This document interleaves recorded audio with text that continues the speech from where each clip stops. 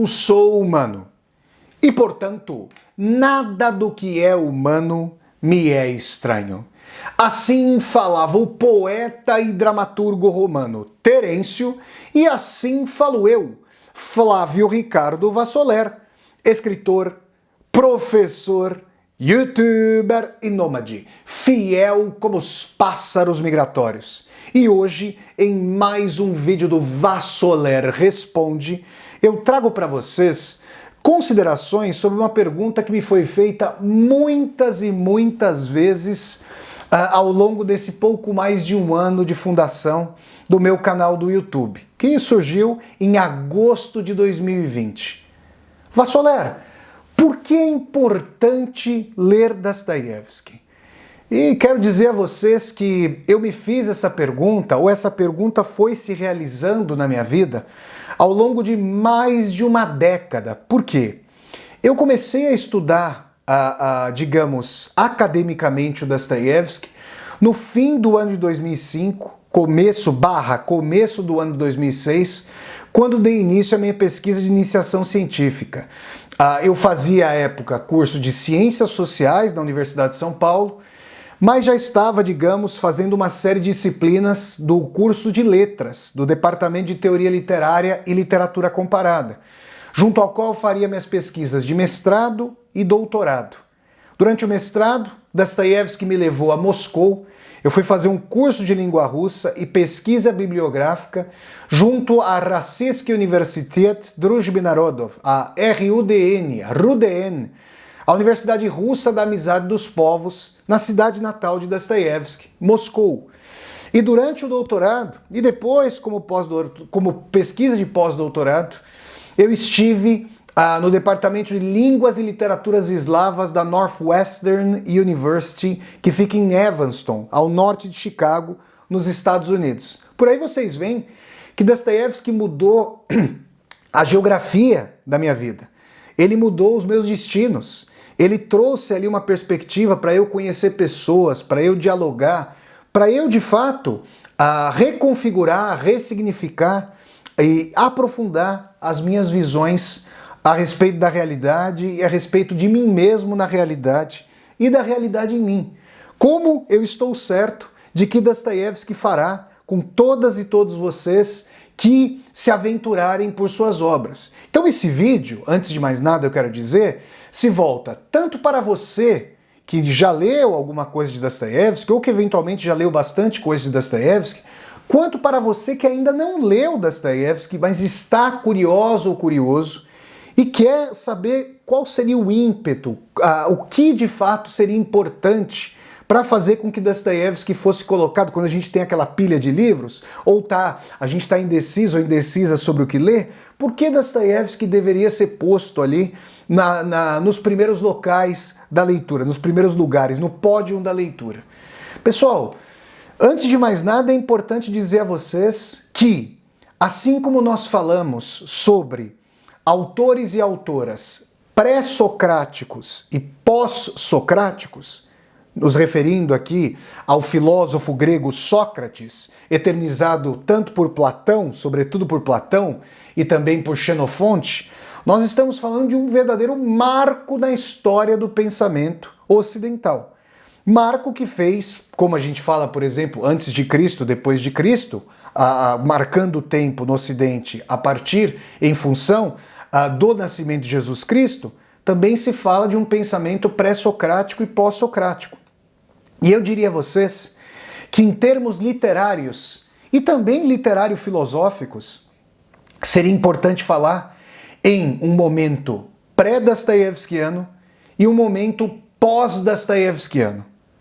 Dostoiévski, em boa medida, pessoal, como eu vou dizer a vocês, antecipou e, na verdade, influenciou muitas correntes do século XX que, em termos de conteúdo, mas também de forma, puderam beber nas suas fontes radicais para trazer o torvelinho da crise não apenas como conteúdo, como expressão, como tema da narrativa, mas também como forma.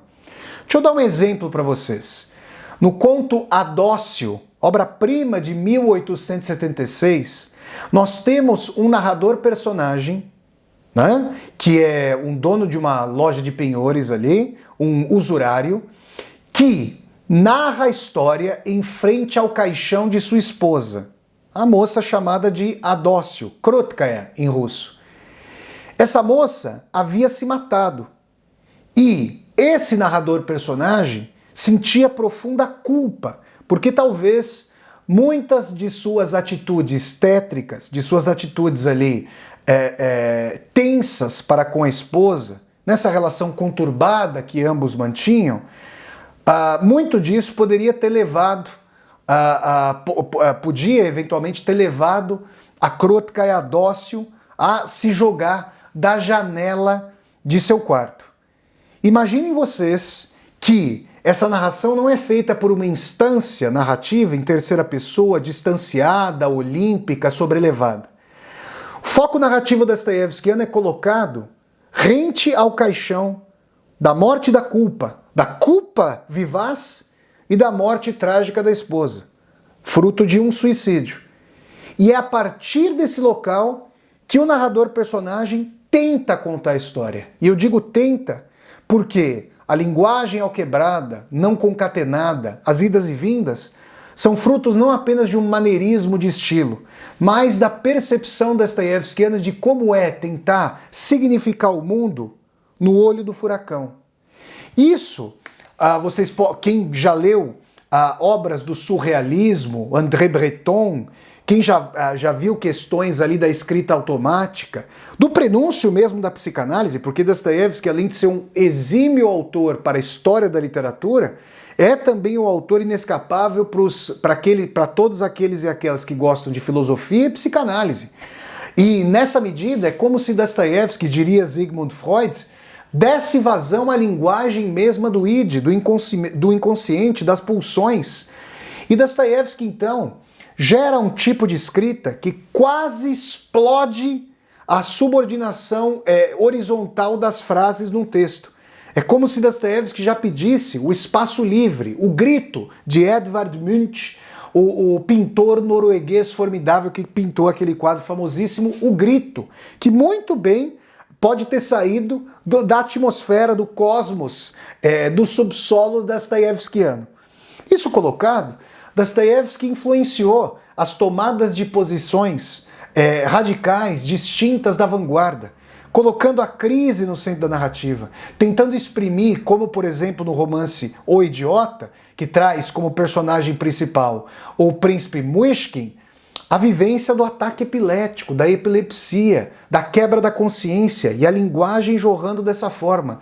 Isso para não falar das dores de Raskolnikov, protagonista do romance Prestuplennie e Naказание, Crime e Castigo, que depois de ter cometido um duplo assassinato, percorre como um sonâmbulo com os olhos sem pálpebras da culpa, não conseguindo dormir, tresvariando, percorre com dor e sente a culpa por ter feito o que fez. E Dostoiévski também traz o foco narrativo para perto da personagem.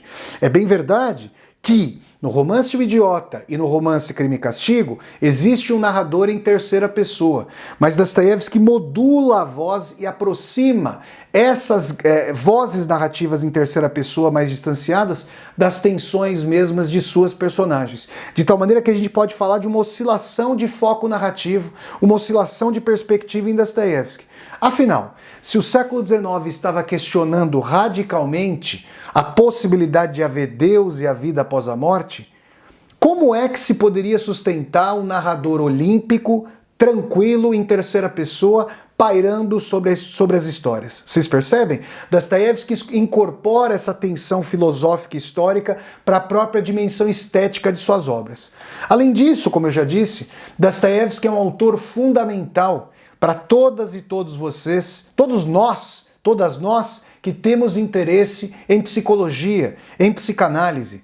Sigmund Freud chegou a dizer, e vocês podem encontrar essa citação de Freud numa obra numa biografia do Freud escrita pelo historiador austríaco Peter Gay, chamada Freud, Uma Vida para o Nosso Tempo. Freud teria dito que se não parasse de ler Schopenhauer, Dostoiévski e Nietzsche, quase que não teria mais nada de novo a dizer, porque eles já haviam, digamos que, prenunciado suas descobertas sobre a pulsão de vida, o ímpeto de perpetuação, o ímpeto do prazer, Eros, e a pulsão de morte, o ímpeto autofágico, a dimensão autodestrutiva. Como sabe quem já leu as obras de Dostoiévski, ou vai saber quem está para lê-las, as personagens de Dostoiévski querem se afirmar, querem se colocar, querem estar no mundo, querem estar entre as demais, mas padecem de solidão, de desconsolo, de falta de irmanação, de uma vontade do abraço que ao mesmo tempo emperra o abraço, de um ímpeto de consolidação de um projeto da vida, de transformação da sociedade, de comunhão que ao mesmo tempo é naufragado com suas próprias ações de automutilação, de autodesprezo, de insegurança que contrasta sobremaneira, e quem já leu Memórias do Subsolo sabe das idas e vindas da personagem, contrasta com um ego altivo no momento e um ego estilhaçado em outro. Esses diálogos filosóficos fundamentais também, que são muito importantes para quem estuda filosofia ou tem interesse no estudo da filosofia.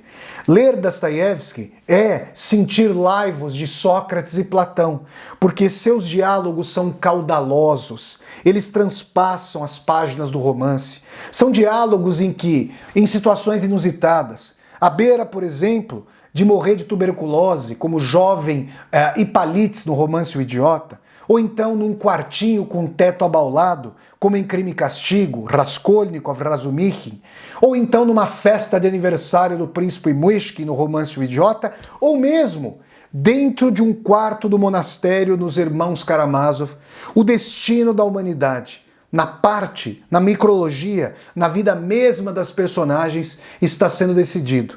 Dostoiévski, eu diria, pode ser tido como um dos últimos, não o último, mas um dos últimos autores e autoras que trazem suas personagens com uma grande possibilidade de significação da realidade, de diagnóstico de época, ainda que essas personagens tenham pouquíssima possibilidade, elas próprias e mesmo o mundo de sua época, de transformar radicalmente a sociedade.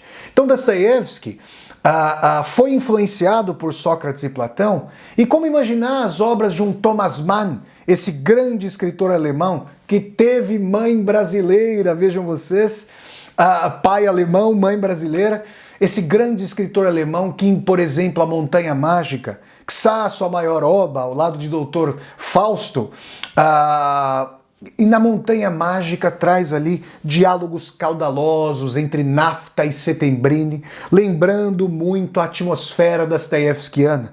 Sim, Dostoiévski estavam em discussões os marcos de socialismo ou capitalismo, de existência ou inexistência de Deus, o papel da Rússia, se altivo ou subordinado na história das civilizações, o papel da espiritualidade, o papel do novo Deus da modernidade, o dinheiro para Dostoiévski, como Deus da modernidade, a suplantar a velha dimensão de Deus, a dimensão de se Deus não existe, tudo é permitido.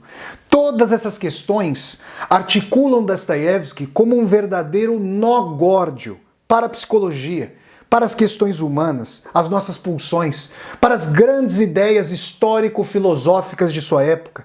Eu já falei aqui mais de uma vez no meu canal do YouTube e repito essa colocação neste Vassoler Responde.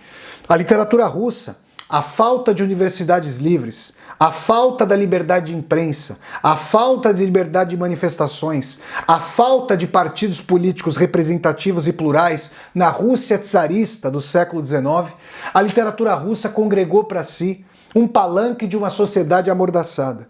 E por meio de suas histórias e diálogos de suas personagens, de maneira esópica, nas entrelinhas, esse termo esópico nos remete aqui ao fabulista grego Esopo, que com as suas personagens antropomorfizados, os animais colocados como personagens das fábulas do Esopo, antropomorfizados com características humanas, diziam no que era expresso e também nas entrelinhas. Exopicamente, nas entrelinhas, Dostoiévski trazia à tona as ideias de sua geração. Geração que fez com que Dostoiévski migrasse da esquerda para a direita.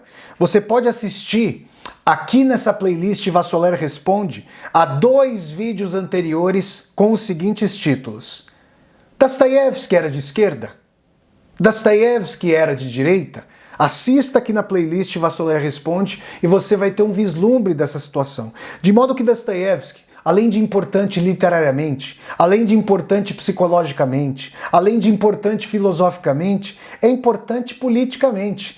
Os seus movimentos na vida e também em suas obras são grandes termômetros, são grandes bússolas, são grandes ponteiros para as questões de sua época. Ele que foi um grande representante da geração, da inteligência, da intelectualidade russa de então, que estava às portas da Revolução de 1917, da dupla Revolução do ano 1917, quando em fevereiro de 17 os russos e russas destronaram a dinastia Romanov, o czarismo, e depois em outubro de 1917 conduziram os bolcheviques, os comunistas, capitaneados por Vladimir Lenin, ao poder.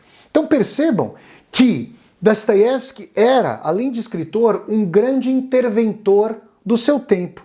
E é assim que outra dimensão fundamental da obra de Dostoiévski, da atividade literária, intelectual de Dostoiévski, é o jornalismo. Dostoiévski manteve, durante mais de uma década, uma atividade como jornalista, como polemista, como debatedor das questões de sua época, no chamado Diário de um Escritor. Colaborou para outras revistas, mas foi editor de uma delas. Publicava textos de intervenção nas questões prementes de sua época. E no Diário de um Escritor nós encontramos muitas intervenções direitófilas, mais conservadoras de Dostoiévski. Também encontramos contos publicados, trechos de romances publicados no Diário de um Escritor. Por exemplo, logo eu vou resenhar aqui neste mês de novembro de 2021, mês do bicentenário de nascimento de Dostoiévski, eu vou resenhar um conto dostoiévskiano, um diálogo dostoiévskiano muito pouco lido, mas muito importante, chamado Um Paradoxalista, publicado originalmente no Diário de um Escritor. Além disso, eu vou falar sobre... o Dostoiévski publicou 2 outros contos. Adócio, que eu já mencionei aqui no Vassoler Responde, e esse que para mim é o segundo melhor texto de Dostoiévski, só perdendo para os irmãos Karamazov. O Sonho de um Homem Ridículo. Esses contos foram publicados respectivamente em 1876 e 1877 lá no Diário de um Escritor. É assim, pessoal, que Dostoiévski já em sua época virou uma figura icônica, uma figura a qual se recorria, a qual as pessoas recorriam para se orientar literária, filosófica, espiritual e politicamente. Dostoiévski teve o feito de, literariamente, se não jornalisticamente, muitas vezes ao fim da vida se posicionando como bastante conservador, mas na sua obra literária foi muito mais contraditório, polissêmico, dialético, eu diria. E no seu enterro eram encontradas ali pessoas do espectro mais da direita, czaristas, defensores da monarquia autocrática na Rússia, clérigos da Igreja Ortodoxa, ao lado, à esquerda do caixão, de anarquistas, socialistas e comunistas. Essas duas tendências, essas vertentes entre a revolução e a reação, logo se defrontariam na Revolução Russa e na Guerra Civil que a revolução se seguiu. E Dostoiévski logrou reunir esses espectros que não mais se reuniriam ao longo do fim do século XIX e de todo o século XX. E mais, para me aproximar aqui do arremate desse Vassoler Responde, eu quero dizer que Dostoiévski, para mim, é o grande leitor das questões fulcrais da modernidade. A modernidade, filha dileta do iluminismo, vai trazer a emancipação humana, uma sociedade reconciliada, sem injustiça social, sem fome, sem desigualdade, com oportunidade para todos e todas, com mais igualdade, liberdade e fraternidade? Ou, na verdade, se Deus não existe, tudo é permitido. Se a vida é finita, se questiona radicalmente a vida após a morte, o hedonismo, o narcisismo, o egoísmo vão se afirmar como única baliza da ação das pessoas. Essas questões fundamentais, que são a base mesma da obra de Dostoiévski, fizeram com que ele pensasse a sua época não apenas a partir de suas premissas datadas, circunstanciadas justamente no momento histórico de Dostoiévski. Suas personagens encarnam as ideias nihilistas, as ideias ateias, as ideias tensas, as ideias progressistas e também reacionárias de sua época, levando-as às últimas consequências. A morte de Deus, implicando o não matarás, poderia levar a um duplo homicídio cometido por Raskolnikov, ou então a uma cisão entre mentor e executor do homicídio, separando nos irmãos Karamazov aquilo que em Crime e Castigo estava unido. Se Raskolnikov é mentor e executor de um homicídio, com base nas suas premissas nihilistas, Dostoiévski bem pode cindir instância de planejamento, Ivan Karamazov, e instância de execução do parricídio, Smerdyakov, para a morte do pai. Morte do pai terreno, morte do pai celestial. São esses os grandes temas. Assim, quando você pensar que autor eu não posso deixar de ler, porque ele vai ressignificar, transfigurar, ou para usar um termo de um outro grande leitor de Dostoiévski, Friedrich Nietzsche, ele vai transvalorar a minha dimensão de cosmos, de ideias, esse autor é Dostoiévski. É um autor cuja leitura, cujas obras realmente legam para nós uma outra percepção, uma percepção radicalmente distinta de vida, de cosmos. Há aqueles e aquelas que apostarão no Dostoiévski mais nihilista, deixando de lado o Dostoiévski luminar. Há aqueles que se apegarão apenas e tão somente ao caráter luminar, emancipatório e espiritual de Dostoiévski, mas se esquecerão do seu subsolo e das suas sombras. É interessante ler Dostoiévski com a integralidade contraditória do ser humano. E é assim que eu entendo por que Antônio Cândido de Melo e Souza, crítico literário e professor da Universidade de São Paulo, disse num texto fundamental, O Direito à Literatura, que numa cesta básica, além de um saco de arroz e um saco de feijão, era preciso haver um livro de Fyodor Dostoiévski. Tamanha a sua importância para a configuração da identidade das questões humanas. Essa foi, então, mais uma intervenção, esse foi mais um vídeo do Vassoler Responde, com as seguintes considerações. Por que ler Dostoiévski é importante?